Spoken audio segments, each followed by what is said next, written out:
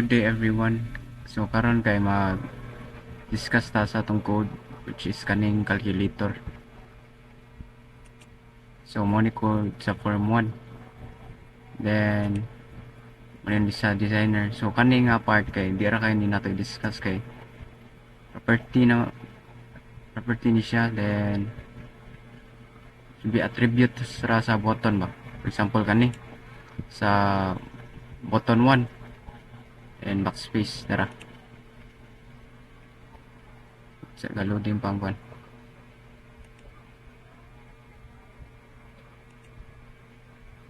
So diri lang sa ta. So public class form 1 dim operand 1 as double.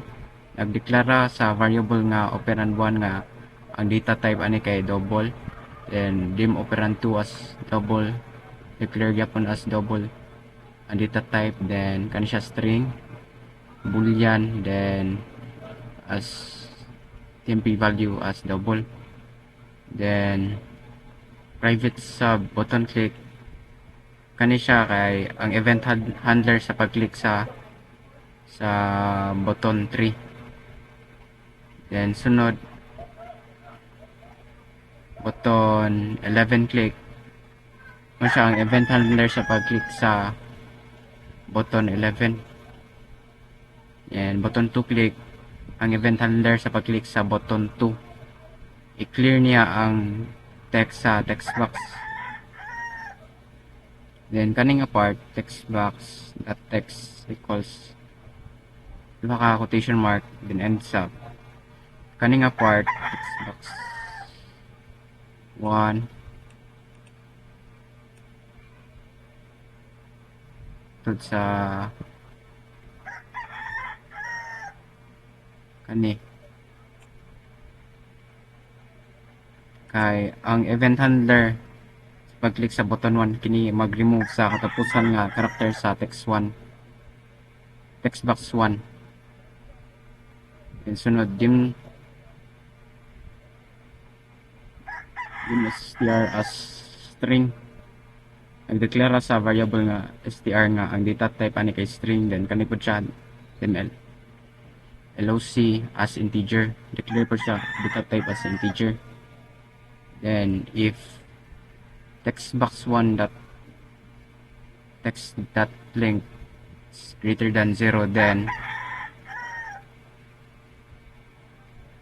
kani siya kay kuan kung ang gilabas sa text box 1 dako pa sa 0, then str text box 1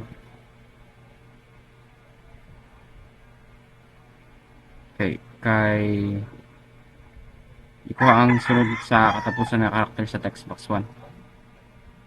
And if str then double quotation mark, then tuldok sa sod, then kung ang str kay decimal point, kung maoni ibalhin ang decimal, ang has decimal flag.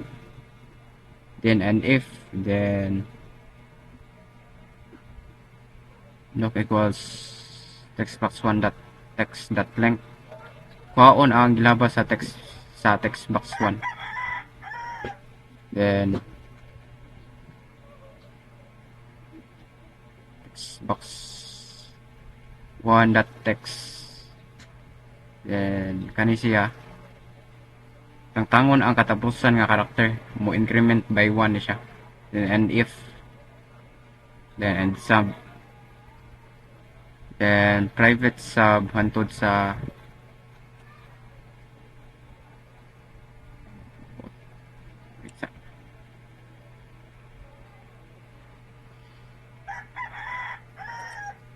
private sub button click.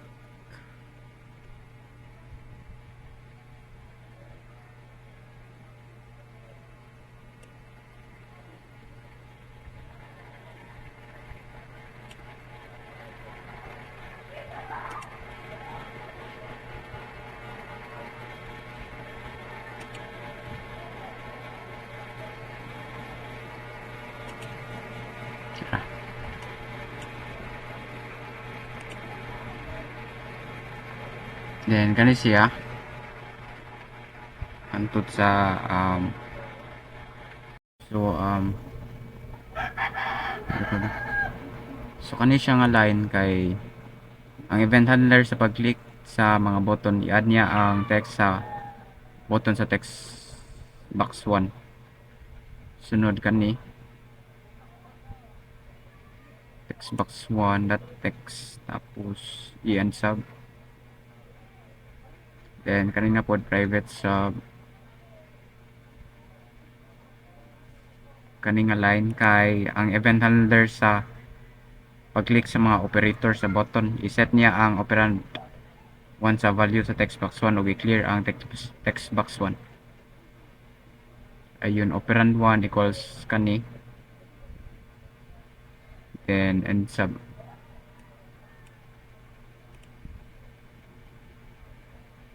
Tapos kani nga part private sub button 12 kani click ang event handler sa pag-click sa button 12 kini mag-calculate sa square root sa value sa text box 1. I-make sure niya nga na input box na i-value.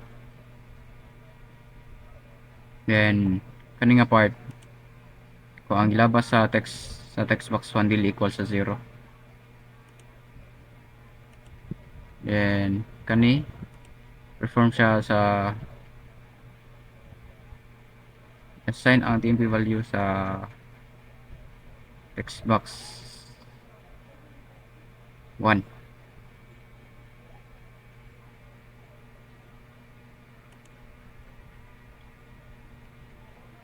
Then i-calculate ang square root sa kanay nga line sa TMP value. In text box 1 kani display ang resulta sa text box 1. Then has decimal equals false. I-clear ang decimal flag. Then end if and sub. Then private sub kani nga line. Ang event handler sa pag-click sa button 22 kini mag-calculate sa resulta depende sa operator. Then dim result as double, declare ta sa data type as double. Then operand 2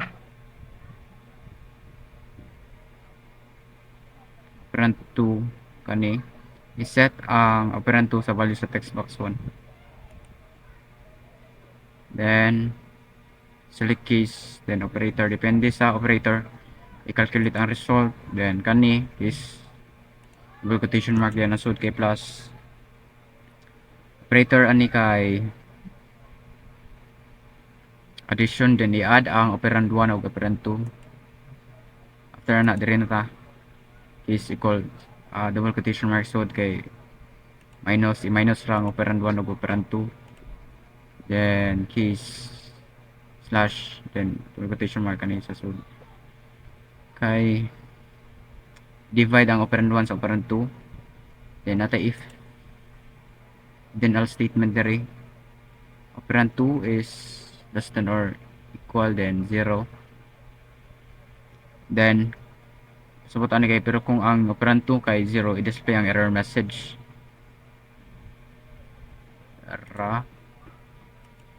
kay cannot divide by 0, then exit sub and if, then case kay kaning asterisk i-multiply ra ni ang operand 1 ug operand 2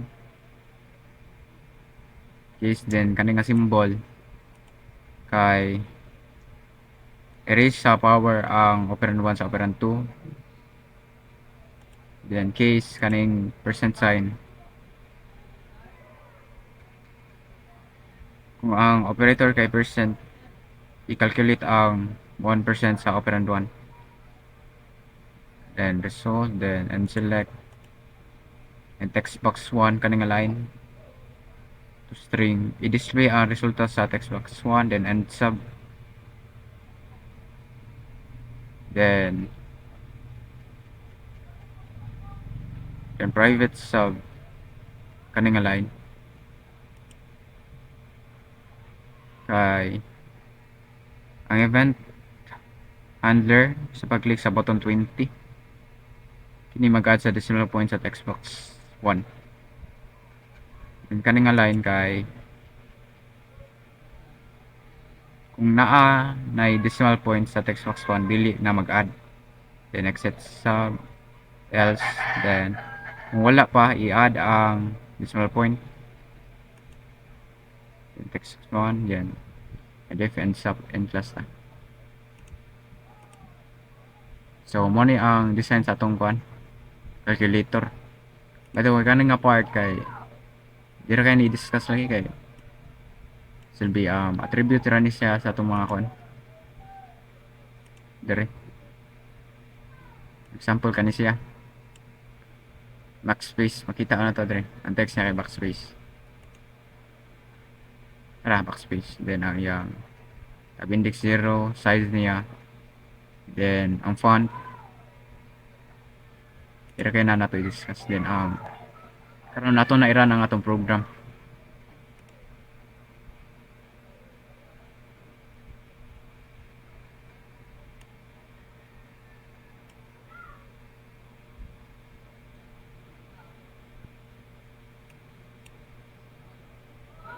Dara. So, ato na try. Dara. Ato clear. Thanks. Space.